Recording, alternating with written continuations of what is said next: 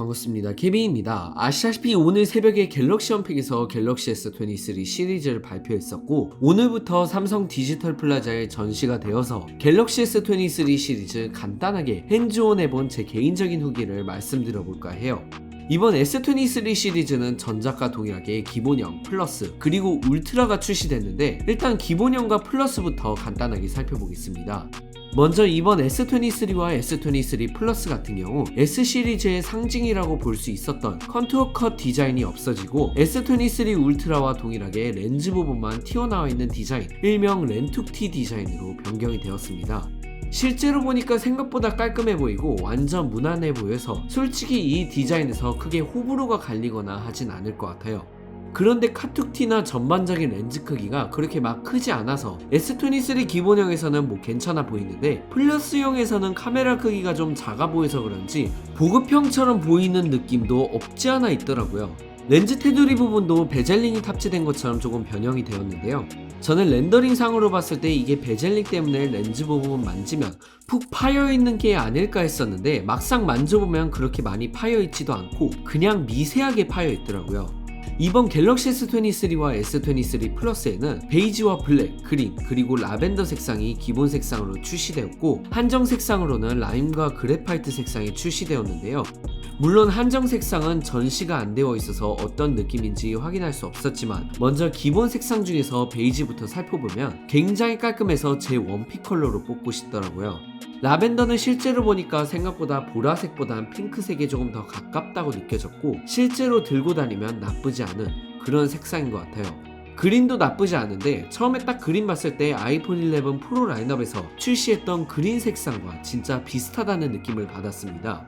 블랙 S23, S23 플러스는 아쉽게도 전시가 안 되어 있어서 확인하기가 어려웠어요.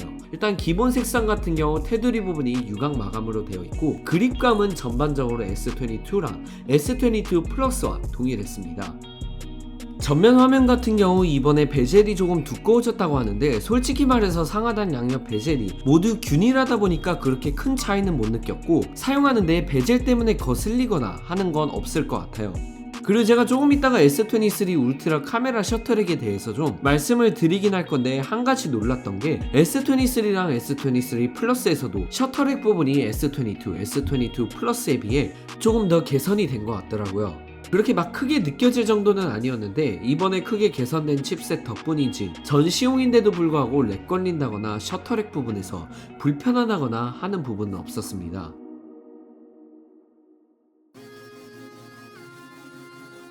이제 대망의 S23 울트라를 말씀드려볼게요. S23 울트라는 딱 봤을 때 와 생각보다 실물이 더 이쁜데 라는 생각밖에 안 들었어요. S23, S23 플러스 같은 경우 후면에 굳이 베젤링을 넣었어야 했나 하는 생각도 들었는데 S23 울트라는 베젤링 넣으니까 더 이쁘고 디자인이 완성된 느낌이에요. 제가 갔을 때 블랙과 베이지, 그린 그리고 라벤더 모두 전시가 됐었는데 일단 S23 울트라 같은 경우 베이지도 이쁘긴 하지만 그린이 진짜 이쁘다는 느낌을 크게 받았습니다. 그린은 S23 플러스 그린과 뭔가 다른 느낌도 들면서 비슷한 느낌도 들었는데 주변 빛 환경에 따라서 완전 다크한 그레이로 보일 때가 있고 S23 플러스 그린처럼 아이폰 11 프로의 그린처럼 보일 때가 있습니다.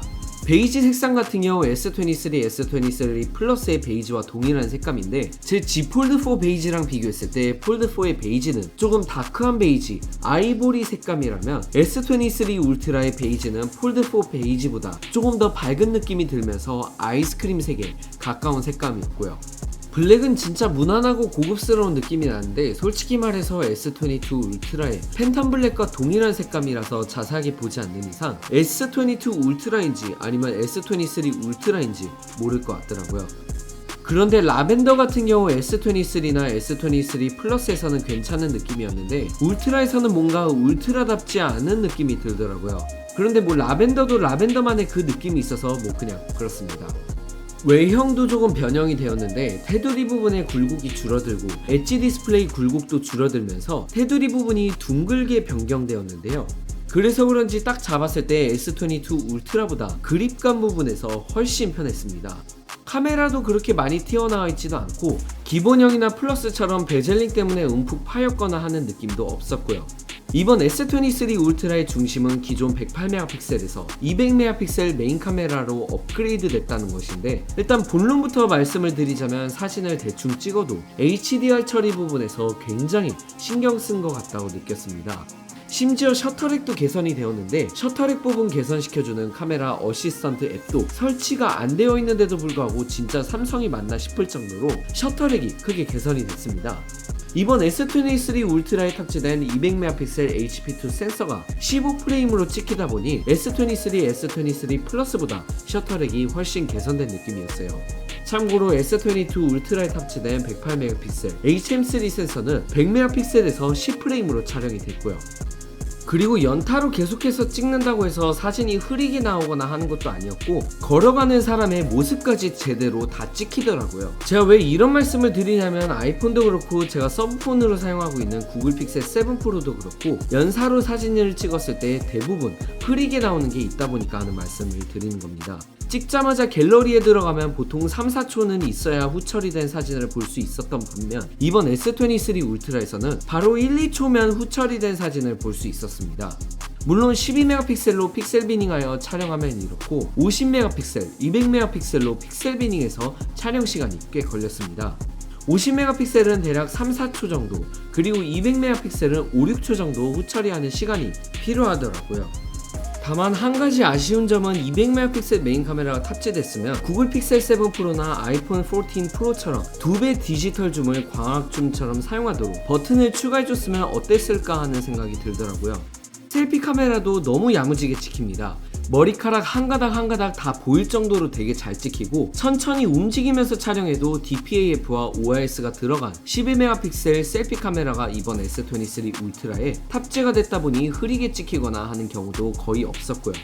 그리고 이번 S23 울트라에서는 최대 8K 30프레임 그리고 슈퍼 HDR 모드로 촬영 시엔 최대 4K 60프레임까지 촬영이 가능한데, 슈퍼 HDR 모드 같은 경우 쉽게 말씀드리자면 아이폰 14 프로 라인업에서 돌비 비전 HDR로 동영상 촬영하는 모드처럼 HDR10 플러스로 동영상 촬영하는 모드라고 보시면 됩니다. HDR10 플러스로 촬영하면 HEVC 파일 포맷으로 저장이 되는데 일단 뭐 대충 찍어보니까 굉장히 밝게 나오고 아이폰 14 프로와 비슷할 정도로 크게 개선이 되었다라고는 아직 말씀드리지 못하지만 그래도 화질도 S22 울트라에 비해 굉장히 좋아진 느낌이고 손 떨림 방지도 크게 개선이 되었더라고요.